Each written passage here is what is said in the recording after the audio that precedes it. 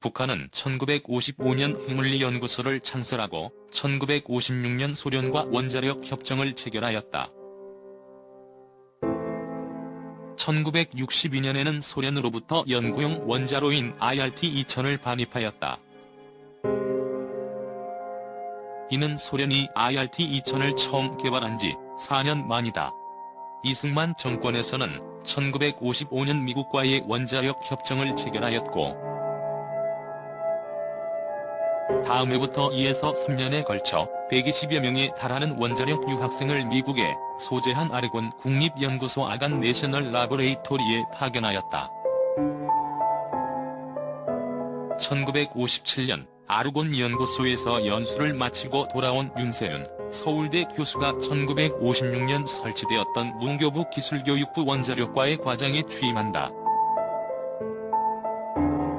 같은 해에 국회에서는 원자력법이 제출되어 58년 통과되었으며 1959년에는 원자력원과 원자력연구소가 설립되었다. 이승만 정권 퇴진 후인 1962년 한국의 최초 원자로인 연구용 원자로 2가 마크 2가 들어섰다. 이후 박정희 정권 치하에 1969년 7월 닉슨 독트린이 발표되었다. 한국 정부는 곧바로 정상회담을 요청해 동년 8월 미국 샌프란시스코에서 박정희와 닉슨이 회담을 하였다. 이 자리에서 닉슨은 주한미군의 변화에 대해 사전 통보하겠다고 하였다. 1970년 3월 국무장관 헨리 키신저는 박정희에게 주한미군 2만 명을 이듬해까지 철수하고 75년에 완전 철수할 것을 통보했다. 베트남 전의 대규모 국군 파병에도 불구하고 실제로 한국에서 미군 철수가 가시화되는 단계에 이르자 박정희 대통령은 큰 충격을 받았다. 1970년 무기개발위원회 WEC와 국방과학연구소 ADD가 설립되었고 무기개발위원회에서 핵무기 개발이 위원 만장일치로 가결되었다. 한편 ADD에서는 무기 국산화 사업인 번개 사업을 시작하였으며 1970년대까지 이스라엘 수준의 자주 국방을 목표로 기본 병기 국산화를 완료하고 80년대 초까지 항공기, 유도탄을 국산화하는 것을 목표로 했다. 청와대 제 경제수석실 오원철 전 수석이 수시로 방문해 관리했다고 한다. 11대 국무총리였던 김종필은 박정희가 미군이 언제 떠날지 모르는데 원자폭탄을 연구해보자. 핵무기를 개발하다 미국에 방해해 못 만들게 되면 언제든지 만들 수 있는 수준의 기술이라도 갖춰놔야 하지 않겠느냐고 말했다고 회고하였다. 핵무장은 한국 경제가 중화공업 시대로 전환한 1973년부터 본격화되었다고 한다. 오원철 수석 또한 1972년 자신과 김정영 비서실장을 집무실에 불러 일본 정도의 핵기술을 확보하라고 지시하였다고 증언하였다.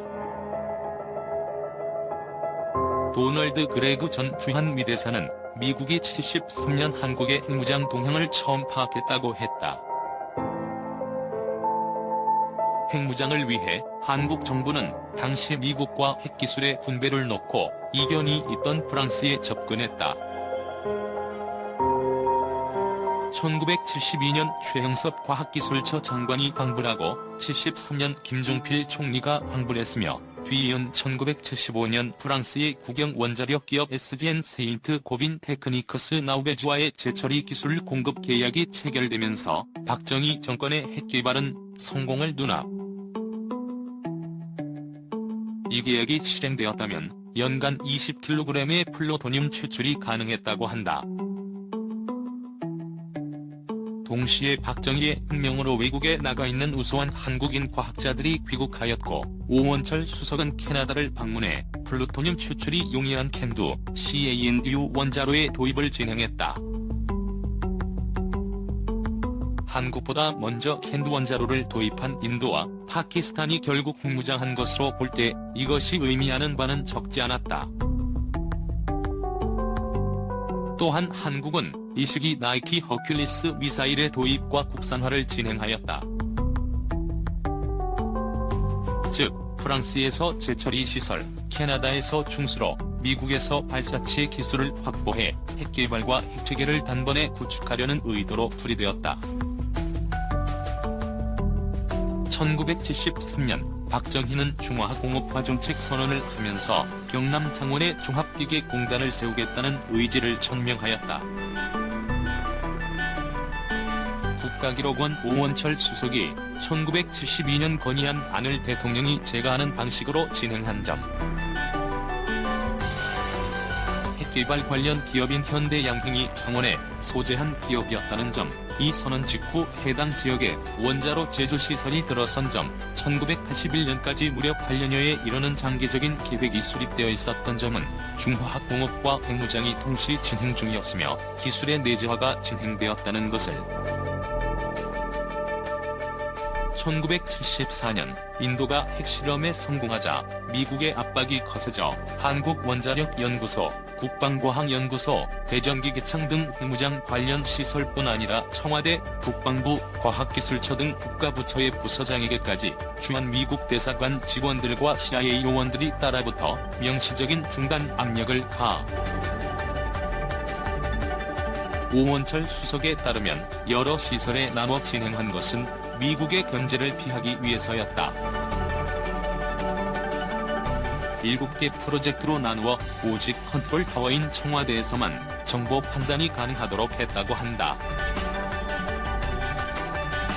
1975년 박정희 정권은 핵합산 금지 조약에 서명하였으며 문제의 캔두 원자로인 월성 1호기가 무사히 착공하였다. 이듬해 1976년 박정희는 정 끝까지 가겠다면 결정적인 제재를 가할 수밖에 없다는 미국의 압력에 굴복했다.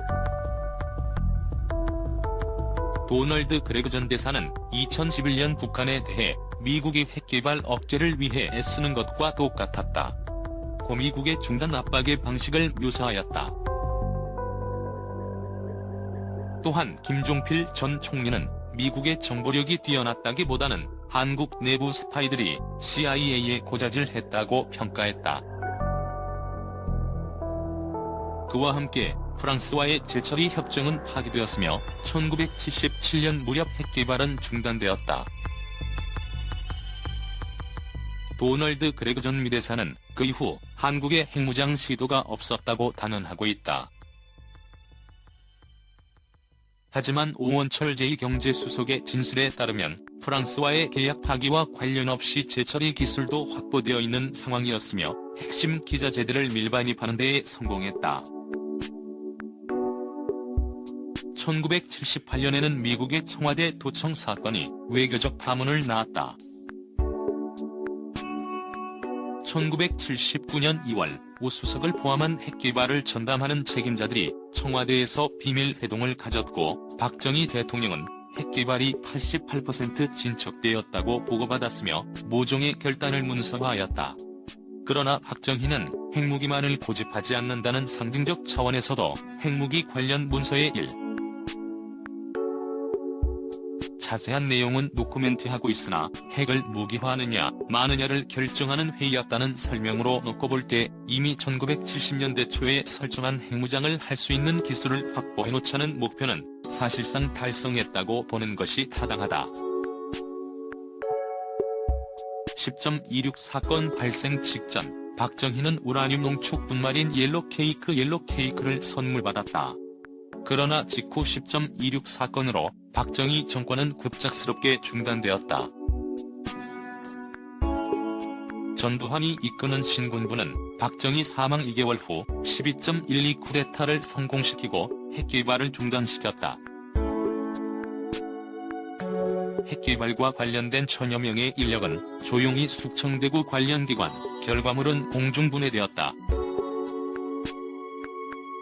그러나 쿠데타 이전에 이미 전두환의 도안사가 국가연에 모종의 압박을 가해 당시 국가 최고 수반인 최규하가 직접 현장에 내려가야 했을 정도의 긴박한 사태가 벌어졌다는 점, 지미 카터 미국 대통령의 방한이 10.26 사건 4개월 전에 있었으며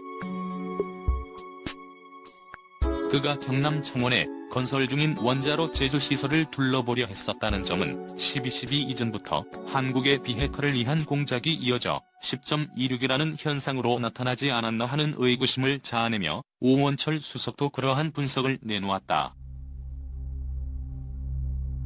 한국원자력연구소에서 한국에너지연구소로 개편 관련 인사들은 창씨개명으로 비유.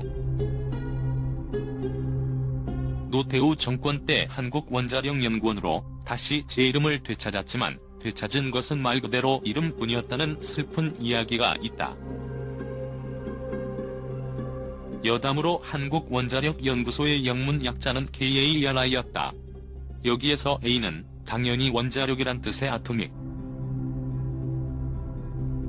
그런데 전두환 정권이 연구시설들을 통폐합하고 이름까지 바꾸자 적어도 영문 약자만큼은 남겨두기 위해 고안한 것이 A를 어떻게든 어드밴스드라는 단어로 끼워 맞추는 것이었다. 그 덕에 원자력이라는 글자가 사라지고 에너지연구소로 이름이 바뀌었어도 영문 약자는 KARI 코리아 어드밴스드 에너지 리서치 인스터투트로 그대로 유지할 수 있었다. 한국해결료개발공단 제철이 농축시설에서 한국에너지연구소로 통폐합 독자적 해결료 개발 금지로 해체된 것으로 봐야 함. 주한국해결료에서 주한국원전연료로 개편 이후 한전원자력연료라는 이름을 되찾아 오늘에 이르고 있다. 주한국원자력기술에서 주한국전력기술로 개편. 국방과학연구소에서 전체 연구인력의 80% 감원 1000명 중 800명 감원 수치가 충격적이어서 80%로 줄인 걸 잘못 쓴 거라고 오해할 수도 있는데 아니다. 정말 80%를 없애버렸다. 홍능기계 공업사, 진해기계창, 안흥치크소도 모두 폐쇄. 주한국전력에서 국유화 이후 2001년부터 한수원이 분리되어 나간다. 주현대양행에서 국유화 1980년 국유화 후 한국중공업으로 공기업이 되었으며 얼마 못 가서 국유화된 한국전력의 자회사로 편입되었다. 그러다가 2000년부터 민영화되어 이듬해 두산중공업이 되었다. 무기개발위원회에서 해체 대통령 직할의 위원회로 국방과학연구소와 양축을 이루는 핵개발 조직이었다. 국과연이 연구조직의 성격이 강했다면 WEC는 중정과 연계된 공작적 성격이 강했다. 당시 해외 무기 암시장의 큰손이었다는 말도 있고 해외 정치인이나 핵과학자, 원자력 기업들과 뒷거래를 했다는 정황도 있다. 코리아 게이트로 유명한 박정희 정권의 밀회로비 파동에도 깊이 연루되어 있었을 정도로 핵개발을 위한 국제적인 극비 활동을 도맡은 것으로 알려져 있다. 거기에 고농축 우라늄을 분산관리하는 일을 맡기도 했다. 군수산업진흥확대회의에서 해체 1977년 발족한 대통령 직속회의기구. 내각 멤버들과 국방 고위 관계자, 군수기업 총수들이 소속되어 있었으며 자주 국방을 목표로 1980년 초까지 모든 무기들을 국산화하는 것이 목표였다. 당연히 다종의 미사일들과 군용 항공기들이 우선순위에 포함되었다.